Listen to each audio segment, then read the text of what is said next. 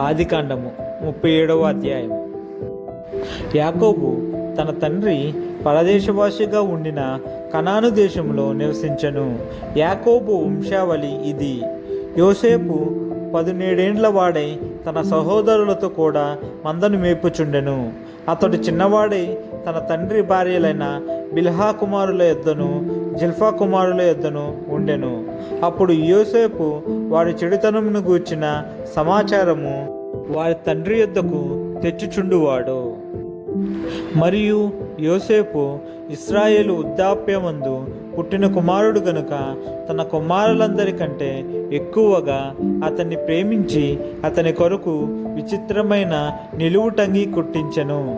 అతని సహోదరులు తమ తండ్రి అతనిని తమ అందరికంటే ఎక్కువగా ప్రేమించుట చూచినప్పుడు వారు అతని మీద పగపెట్టి అతనిని క్షేమ సమాచారమైనను అడగలేకపోయిరి. యోసేపు ఒక కల కని తన సహోదరులతో అది తెలియచెప్పగా వారు అతని మీద మరీ పగపెట్టిరి. అతడు వారిని చూచి, నేను కనిన ఈ కలను మీరు దయచేసి వినుడి. అదేమనగా, మనము చేనిలో పనలు కట్టుచుంటిమి. నా పన లేచి నిలుచుండగా మీ పనులు నా పనును చుట్టుకొని నా పనుకు సాష్టాంగపడినని చెప్పెను. అందుకతని సహోదరులు, నీవు నిశ్చయముగా మమ్ము నేలెదవా? మా మీద నీవు అధికారి వగుదువా అని అతనితో చెప్పి అతని కలలను బట్టి అతని మాటలను బట్టి అతని మీద మరింత పగపెట్టిరి. అతడింకొక కలకని తన సహోదరులకు తెలియచేసి, ఇదిగో నేను మరి ఒక కల కంటిని. అందులో సూర్యచంద్రులను 11 నక్షత్రములను నాకు సాష్టాంగపడేనని చెప్పెను. అతడు తన తండ్రితోనూ తన సహోదరులతోనూ అది తెలియచెప్పినప్పుడు అతని తండ్రి అతనితో, నీవు కనిన ఈ కల ఏమిటి? నేను నీ తల్లియు నీ సహోదరులను నిశ్చయముగా వచ్చి నీకు సాష్టాంగపడు దుమా అని అతనిని గద్దించెను. అతని సహోదరులు అతని యందు అసూయపడిరి. అయితే అతని తండ్రి ఆ మాట జ్ఞాపకం ఉంచుకొనెను. అతని సహోదరులు షెకెములో తమ తండ్రి మందను మేపుటకు వెళ్ళిరి.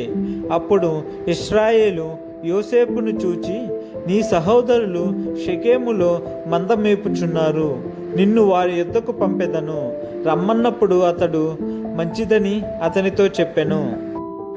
అప్పుడతడు, నీవు వెళ్ళి నీ సహోదరుల క్షేమమును మంద క్షేమమును తెలుసుకొని నాకు వర్తమానము తెమ్మని అతనితో చెప్పి హెబ్రోను లోయలో నుండి అతన్ని పంపెను. అతడు షెకెమునకు వచ్చెను. అతడు పొలములో ఇటు అటు తిరుగుచుండగా ఒక మనుష్యుడు అతనిని చూచి, నీవేమి వెతుకుచున్నావని అతన్ని అడిగెను. అందుకతడు, నేను నా సహోదరులను వెతుకుచున్నాను. వారు ఎక్కడ మందను మేపుచున్నారో అది దయచేసి నాకు తెలుపమని అడిగాను. అందుకు ఆ మనుష్యుడు, ఇక్కడ నుండి వారు సాగి వెళ్ళిరి. వారు దోతానుకు వెళ్ళుదము రండని చెప్పుకొనుట వింటినని చెప్పెను. అప్పుడు యోసేపు తన సహోదరుల కోసము వెళ్ళి దోతానులో వారిని కనుగొనెను. అతడు దగ్గరకు రాక మునుపు వారు దూరం నుండి అతన్ని చూచి అతని చంపుటకు దురాలోచన చేసిరి. వారు, ఇదిగో ఈ కలలు కనువాడు వచ్చుచున్నాడు, వీణ్ణి చంపి ఇక్కడనున్న ఒక గుంటలో పారవేసి దుష్టమృగము వీణ్ణి తినివేసినని చెప్పుదము. అప్పుడు వీని కలలేమగునో చూద్దాము రండని ఒకనితో ఒకడు మాటలాడుకునిరి. రూబేను ఆ మాట విని, మనము వానిని చంపరాదని చెప్పి వారి చేతులలో పడకుండా అతన్ని విడిపించెను. ఎట్లనగా, రూబేను అతని తండ్రికి అతని నప్పగించుటకై వారి చేతులలో పడకుండా అతన్ని విడిపింపదలచి, రక్తము చిందింపకుడి, అతనికి హాని ఏమీ చేయక అడవిలోనున్న ఈ గుంటలో అతన్ని పడద్రోయుడని వారితో చెప్పెను.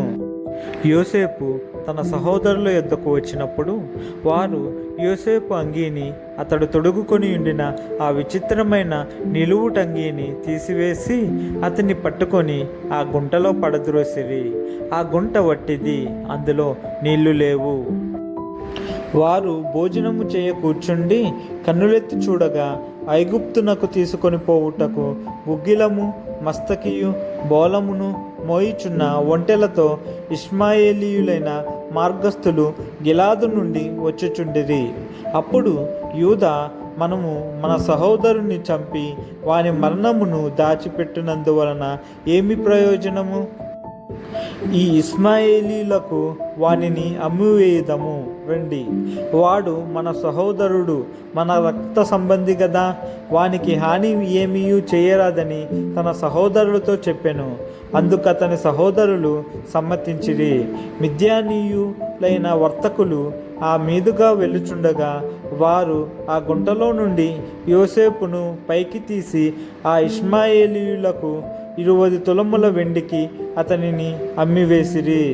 వారు యోసేపును ఐగుప్తునకు తీసుకొని పోయిరి. రూబేను ఆ గుంటకు తిరిగి వచ్చినప్పుడు యోసేపు గుంటలో లేకపోగా అతడు తన బట్టలు చింపుకొని తన సహోదరుల యొద్దకు తిరిగి వెళ్ళి, చిన్నవాడు లేడే? అయ్యో, నేనెక్కడికి పోదుననగా వారు యోసేపు అంగీని తీసుకొని ఒక మేకపిల్లను చంపి దాని రక్తంలో ఆ అంగీ ముంచి ఆ విచిత్రమైన నిలువుటంగీని పంపగా వారు తండ్రి యొద్దకు దానిని తెచ్చి, ఇది మాకు దొరికెను, ఇది నీ కుమారుని అంగీ అవునో కాదో గుర్తుపట్టమని చెప్పిరి. అతడు దానిని గుర్తుపెట్టి, ఈ అంగీ నా కుమారునిదే, దుష్టమృగము వానిని తినివేసెను, యోసేపు నిశ్చయముగా చేర్చబడెనెను. యాకోబు తన బట్టలు చింపుకొని తన నడుమున గోనెపట్ట కట్టుకొని అనేక దినములు తన కుమారుని నిమిత్తము అంగలాచుచుండగా అతని కుమారులందరూ అతని కుమార్తెలందరూ అతనిని ఓదార్చుటకు యత్నము చేసిరి. అయితే అతడు ఓదార్పు పొందనొల్లక, నేను అంగలార్చుచు మృతుల లోకమునకు నా కుమారుని యొద్దకు వెళ్ళెదనని చెప్పి అతని తండ్రి అతని కోసము ఏడ్చెను. మిద్యానీయులు ఐగుప్తునకు అతన్ని తీసుకొని పోయి ఫరో యొక్క ఉద్యోగస్తుడును రాజసంరక్షక సేనాధిపతియునైన పోతీఫరునకు అతనిని అమ్మివేసిరి.